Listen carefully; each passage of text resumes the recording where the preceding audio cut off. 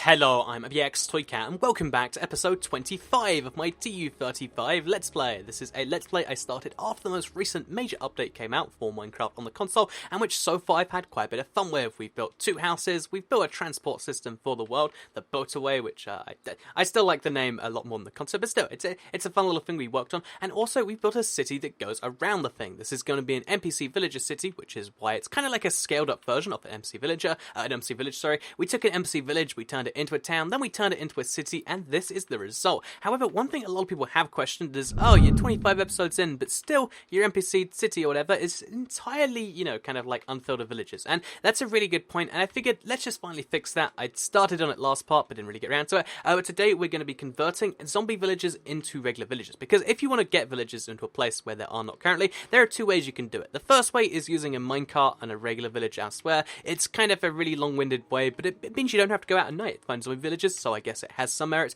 but it's not really the official way. The more official way is to use potions of weakness, or splash potions of weakness, and a golden apple, because splash potions of weakness, if you don't know, don't actually weaken zombies, they strengthen them. It's one of the weird little quirks. We're going to be hit by the spider, it's fine. But yeah, right, basically, one of the weird little quirks of the zombie is that if you give it a splash potion of weakness, it makes them stronger, and then when they're stronger, you give them a golden apple, and it slowly converts them into regular villagers. However, the one kind of catch to this is that zombie villagers don't actually spawn too often. So you're probably familiar with them because they have the villager face basically, but on zombie body. We need to find one of those, which is a 1 in 20 chance for each zombie. So this is the first one. Now we just need to find 19 more. It doesn't work exactly like that, but you get the point. So yeah, we're gonna go around. Oh, I thought that was a zombie villager, but he despawned in my eyes. What we're gonna do is we're gonna go around, try and find a zombie villager wherever we can, and then if we find one, we convert him. If we don't find one, then we kill it, and that's where the second thing comes in, because this is going to be a very different episode, not for just that one reason, but for a second reason. By the way, there was a little food glitch there where I just accidentally filled my health bar, but basically, yeah, we're going to be trying to find the first zombie villager. If we don't find one, if we find regular zombies like this, we're going to kill them, because 1, I mean, it means more mobs can spawn, and 2, it means we get XP, and the XP we're going to spend on just getting a bunch of enchantments, because I have a bunch of books, or now I have a bunch of books that we're going to enchant with our level 30 stuff, because honestly, running outside at night is one of the best ways of getting XP. Like, I like my... Oh, wow! Did you see that spider jockey spawn on the side of the building there? That's cool. But yeah, one of the things... One of the best ways to get XP is by killing stuff. We need to kill a bunch of stuff anyway while we look for this zombie villager. I'm really scared the spider jockey's going to just, like, come down and kill me all of a sudden, but let's hope that doesn't happen. But, yeah, basically... what we're going to be doing is, because we're going to be getting so much XP anyway, is we're going to be spending it on getting books, and just whatever enchantments they give us, we'll take. So, for instance, this first book is going to give us, if we put 3 lapis in there, it's going to give us Unbreaking. That is a really, really good enchantment, actually, because I believe Unbreaking is like a 1% chance, at least based on my pre-TU30 testing. So pretty good stuff. So now what we just have to do is we kill more mobs, we get level 30 again, and we hope we find a zombie villager and all of that. So, a little bit of an interesting episode. We're getting XP and we're getting zombie villagers rather than, working a build or something. But again, it's nice to spend, some time doing something like this every now and then. We didn't grab either of those potions, we just brewed them. I'm glad I didn't actually find the zombie till just now, because now I wouldn't be able to do anything with it. So, yeah, we throw these at the zombie, and then we give it a golden apple, and somehow that makes it a regular villager. I mean, honestly, it's one of those parts of the game that really does seem kind of obtuse, and like it was put in like, oh yeah, I guess that vaguely makes sense. Because a lot of Minecraft really is intuitive, because... the thing about Minecraft is, when it first came out on the PC, is a lot of stuff you just kind of had to work out for yourself. Like, think about, Minecraft on the console, it's got a lot of stuff to help you out if you've never played the game before, or, it's got a tutorial even, but it's got a lot of stuff to help you out if you've never played the game before, like the automatic crafting. I can see that wood turns into planks, and the planks turn into crafting tables, which can turn into this and turn into that. But the thing is Minecraft is kind of built to be played without needing to necessarily have to go and check out the wiki and know how this or that works, or having to watch videos for this. So it's weird to me that despite all the really intuitive stuff in Minecraft, which there's a lot of, there's stuff like this where you need, there's one potion that you never really need in survival. Because think about it, if you're playing survival by yourself, you never need a splash potion of weakness, because all this would help you with is, if you use it on the bosses, the Ender Dragon won't be affected by it. And the Wither will actually be positively affected. I believe it strengthens the Wither rather than weakens it. So yeah, it's a potion that literally strengthens one of the bosses, doesn't affect one of the others, and that strengthens a lot of other mobs too, because I believe every undead mob is strengthened, so the zombie and maybe also the skeleton, both strengthened by it, not weakened. So That's why it's really interesting that you use this. Also, we got poisoned by that, which is not good at all, because it's... Okay, it's only 3 seconds of poison. Okay, we're fine. We're safe. The slowness is a bit of a bummer, but we'll just run away from it. It feels so weird to run with slowness. It feels like I'm walking at, like, running pace. I guess I'm using all the running hunger just to walk. So yeah, we're going to keep on running around looking for these zombies and getting XP at the same time, as well as gunpowder, because gunpowder can only be gotten from slaying mobs, and I guess finding it naturally, which is not a sustainable way of doing it. So yeah, if we ever need gunpowder, we'll have a bunch of it, which is nice. And if we ever need zombie villagers, we just won't get them, because the game doesn't want to, it seems. But yeah, gonna run around and do that stuff. And yeah, but so basically you take this potion, which is you don't need to ever use it in survival, and then you also take a golden apple, which is a really rare item, and you have to use both of them on a very particular type of villager. This type of villager, in fact, this type of zombie. And it's really interesting to me that there's no way you could work that out by yourself. I mean, you could work it out based on there's an achievement called the Zombie Doctor, which is, I think it's on the PC too, but without looking outside the game, you can't find out about it. And that's interesting to me. It's just interesting. So, yeah, let's convert this zombie villager, put him inside a house, and then try and find a second one. Because the thing about villagers is to breathe, like with any other animal that's, I guess, any other animal in Minecraft, you need 2 of them. So, oh no, let's just kill the witch now. Before I can do anything else. Please no. Thank you very much. But yeah, unlike a lot of the other... I guess like every other mob, you need 2 of them. So this is just our first one. It means looking for the second one will be a little bit harder, because we have to stay reasonably close to this guy. But that's fine. In fact, let's start converting him now while we walk there. So Splash Potion of Weakness, did that affect me? It did not. We hit him with that, and then you give him the golden apple, and just like that, he magically, or semi-magically, will convert into a villager. So as soon as we get inside here, we do that. Oh! Do you hear that noise? That noise did not exist the last time I did this. That is a really cool noise. Like, it signifies that I actually did something. Because before this, or before that noise, which it could have been a while ago, it's been some decent time since I've converted villagers. Oh, I didn't get the achievement though. Or maybe I did and I just didn't see it because I don't have notifications turned on. We'll have to see about that. But, you know, I want to check more. Yeah, I have a strong desire to check. So we double tap this, and we'll see if we got the achievement for that actually. Because oh no, okay, did we get it? Okay, we're getting hit by something. We should probably check Zombie Doctor. Okay, we got Zombie Doctor for doing that. It's not on the locked ones, or I already had it. One of those 2 things. I'm not sure which is better actually. Oh, we got a bow. That's nice. Yeah, let's now take out this food, put that on our hotbar, and now we got some food as well as some golden apple, as well as we need to get this splash potion on there, just in case we find it at the Breach of Dawn. And yeah, now we need to find a second villager, and we'll be all good. So yeah, today's looking pretty exciting. It looks like it's going to be the day that our just regular... our NPC city, which has 0 citizens, will have at least 1 citizen by the end of the day. And that's something exciting. I mean, it's progress. A lot of people don't realise it, but, you know, progress in any form is good. I mean, being 1% of the way to your objectives is better than being 0% of the way there. One of my favourite little... Oh, no, whoa, that was close. One of my favourite little graphs is the one that, like, if you improve yourself by 1% every day, in a year you'll be, like... 13 times better than you are right now. If because it's like compound interest, but like improving yourself. And if you get worse by 1% every day, you'll be 8 times worse than you are in a year's time. And I mean, it means nothing because you can't actually improve yourself by 1% a day.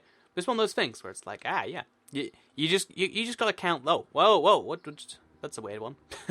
you just gotta. Also, how many hits can this witch take? Was I weakened or something? That was weird, right? Was that weird for everyone else? Everyone else feel a little bit strange? Also, let's check on the villager in case he despawned, because you do have to make sure he doesn't have the the non-despawn kind of tag that a lot of things have. So we do have to make sure that he doesn't do that. So yeah, at least 1 villager. That's our 1% target, or actually it's a 50% of the way there, which is pretty good for the first night. It's not all the way there. I'll have to say that much. Unless I think that is that a zombie villager? I can't really see from here. For some reason. It's not a zombie villager. So yeah, unless we suddenly find one in the next few minutes that had spawned that we just haven't seen, then it looks like we've just got one of them tonight, which is still pretty good. It means we can trade if we want to. It means that, we're going to see if he settles down. Because it's going to be interesting to see, because we have all these doors. We have kind of 2 centralized places that zombies are meant to settle down, or villagers meant to settle down. There's this apartment building, and there's this one. And even then, there's like 4 separate buildings. They're just kind of in 2 groups. It'll be interesting to see. Will he settle down in this one, the one I settled him in? Will he settle down between the two? Like, will he make this rough area his home? Or will he just move across to there because he doesn't care about where I put him? It could be either of those, actually. Also, there's a skeleton with a leather helmet. That is... I don't think I've seen that before. Like, just a leather helmet. I mean, it means he's going to be there in the day, which is annoying. But still, I mean, I'll give him points for being unique. I mean, uniqueness is always nice, right?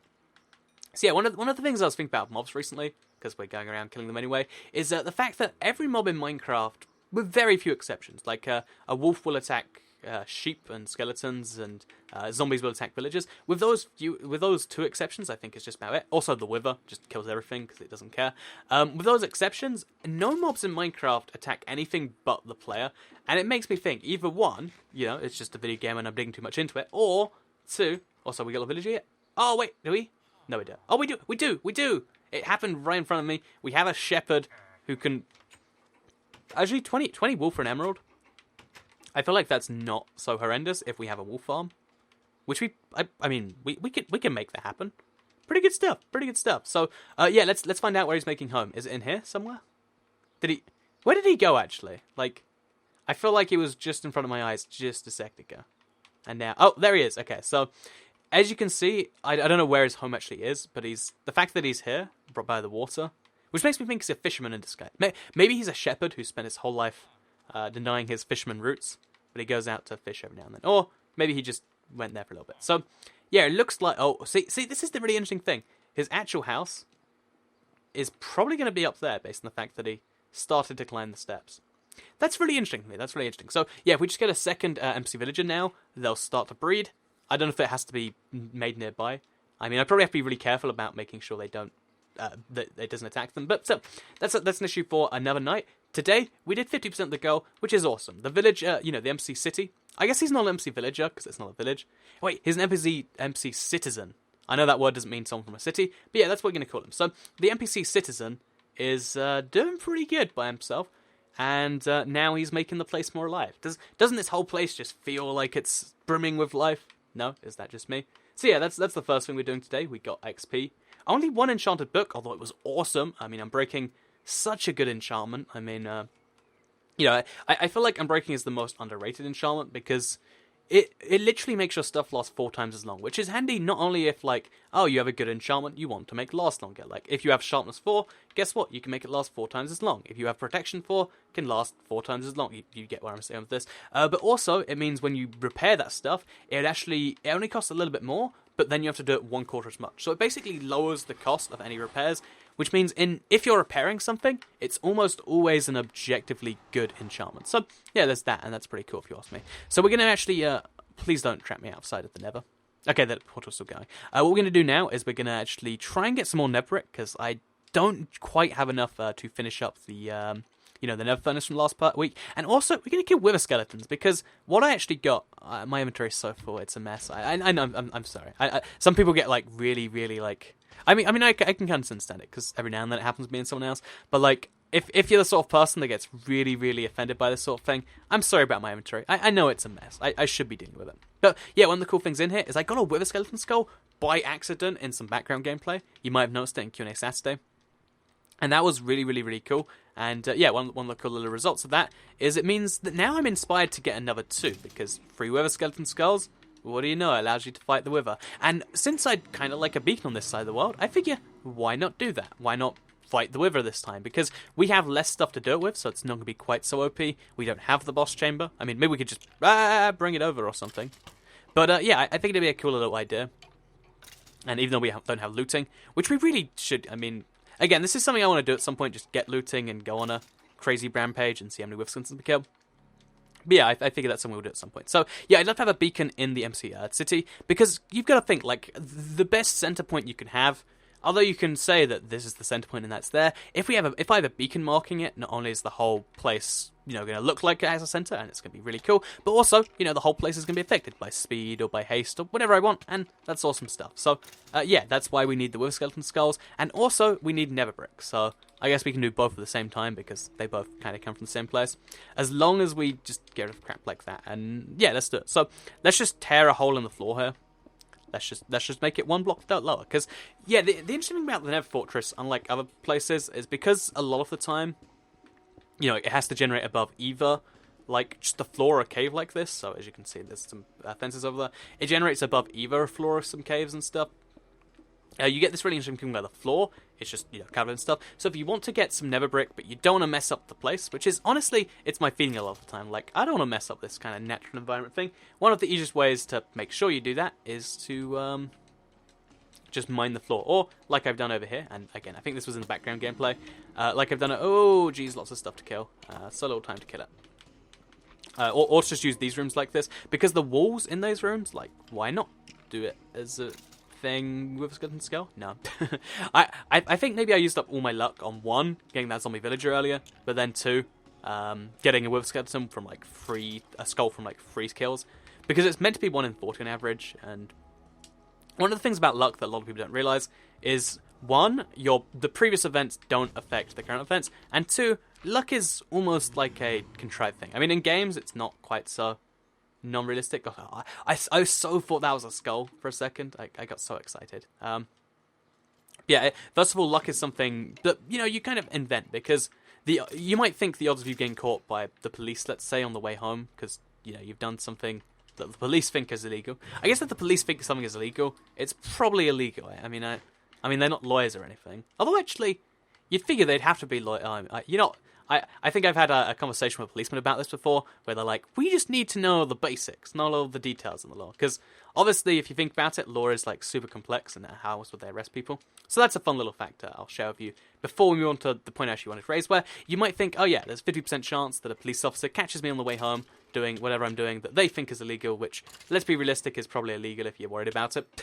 But yeah, leaving that aside, you might think the odds are 50%, but the odds are really either 100% or 0%. Like, you're either going to get caught because there's one on the way home, or you're not going to get caught. And yeah, the idea of odds is just kind of working around that. Like, oh yeah, so if you do it twice, you'll definitely get caught once, and you definitely won't. It doesn't work that way either, because most odds anyway, aren't affected by previous results. If you toss a coin now, you won't.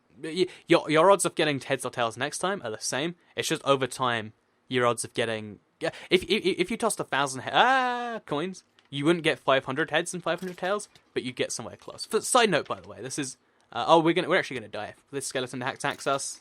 Okay, so we need to get away from that, and then we need to heal, and please don't die. Do we eat the golden apple? We eat the golden apple. Just do it. Okay, we didn't need to eat the golden apple. It wouldn't have even eaten in time. That's the worst bit. But it's a nice way to not die and stuff. So I guess that counts for something. Also, we're about to have another level 30 enchantment, so I guess that's the nice second upside of this whole thing. Even though we only got 25 nether brick, which actually might be enough. I mean, we only really need to do the ceiling and potentially some walls. I'm honestly not sure about that whole thing, but yeah, the thing about odds is, like, the odds of previous things don't affect the next thing. And just a fun little story about that, because I had a science teacher that was, I don't think he was really too into teaching stuff. He was just really into science, which, I mean, I guess in some ways that's really good, right? Like, you probably want a guy who's more passionate about what he's doing than he is, like caring about teaching it. Or maybe you don't. I don't actually know. But either way, he was a science teacher that didn't really care about teaching. He was just more interested in science. So he'd make us do experiments every now and then. And once he was just like, okay, we're going to prove a point about, I think it was about half-lives. And the way he did it is like, okay, everyone in the class, you got to flip 10 coins or something like that. Or, no, everyone had to flip 1 coin each, and it was proved that, the point I just mentioned, where you don't end up with exactly 15 heads and 15 tails, you're going to end up with just something close to that. And I don't know what that had to do with half-lives. I think he was just doing an experiment he wanted to do. But anyway, my coin landed sideways, and he just looked at me and said, no, you're goofing around with me. How did it really land, Andrew? And I was like, no, it did. And then the guy next to me is like, it really did. And he's just like, I'm going to put you down as a heads. And I was like, no, it really happened. I don't know what the actual odds of a coin landing sideways. Like, it's so ridiculously impossible to have happen. Like, no matter how hard you try, it's going to be next to impossible. I've never done it since, and even in that chance, handy. Even in that one situation, it wouldn't have done much to have him acknowledge it, but just the idea that this thing that's super rare and that you're never gonna have happen again, it got denied, and that's one of those stories that will always stick with me as being like burning the most. So fun fact for life: you can land coins sideways. It's really rare, and if you do, your science teacher won't believe you. And I hold a grudge against him for that, honestly, to this day. Like, that, it's probably one of the pettiest grudges in my life. In fact, it is the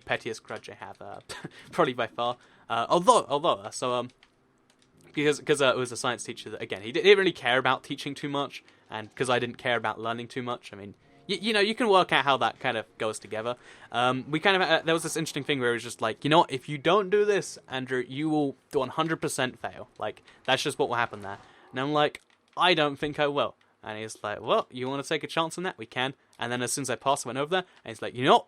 Genuinely was so sure you would not. And then he shook my hands and he believed me, because I had a certificate on my hand. So I think that was like my true little getting back at him. Either way, that was an entirely irrelevant story to what I was talking about. I think the point I was trying to prove was that even though it's a 1 in 40 chance of getting with a skeleton skull, or it's a 50-50 chance of getting a ender pearl from an enderman, it doesn't actually work that way, because past results are not... Oh, we didn't actually get level 30. Should we wait until tonight and then maybe get... Yeah, I mean, we got some potion bottles. Or we don't have potion bottles because we splash potioned. We can make some potion bottles. And we might as well do it because, why not? So throw the coal away. We'll make some potion bottles. We'll make some splash potions. We'll make some potions of weakness. And then maybe we find, a zombie villager soon tonight. Let's give that a try. Because, I'm having fun talking. Oh, right. So let's work out what we can throw away. Door. Probably. Sugar, yeah, there we go. Nice and easy. And then I think you can actually go straight from water bottle to potion of weakness. You might have seen last week I actually made an awkward potion first, the one you usually need. I don't think you actually need that with these, because a weakness potion isn't a very well made one. We'll find out, won't we? If we make just a abomination of a potion, I'll feel bad about myself. If we make something good, I guess I'd feel good about myself. I'm pretty sure that's how that works. Anyway, yeah, but this is level 30 now. We go to the enchantment table. Oh! We're going to see what we get, actually. Why are there so many creepers just running around, by the way? It seems a little suspicious, if you ask me. We grab the lapis we need, which is free in this case. Or I grabbed 4 for some reason, because I can't count for free, it seems. We put a single book in there, and we get projectile protection 4, feather falling 3, or feather falling 1.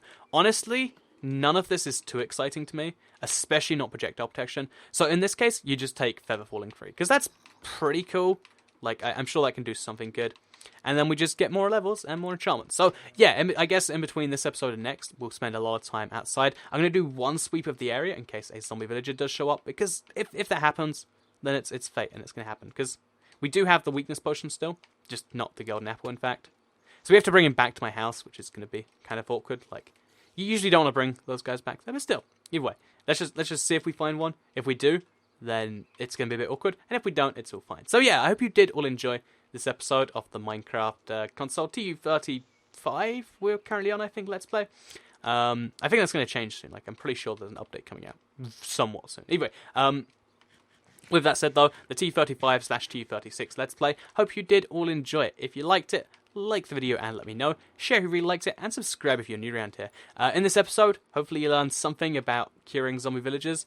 Maybe you learned something about odds. Or maybe you just learned how Toycat's science teacher was not a very good science teacher. Great guy, though. Real nice fella. Taught me that if you grind up a fire alarm and feed it to someone, they'll die. So, I don't think you meant to say that. I think that's one of those things where it's like, that counts as poisoning. But if you ever wanted to... No, wait, I definitely can't say that. Anyway, thank you all very much for watching the video. I'm going to resist saying more words before I say something I really shouldn't. And I'll see you all in the next episode. So, thank you very much for watching, and goodbye.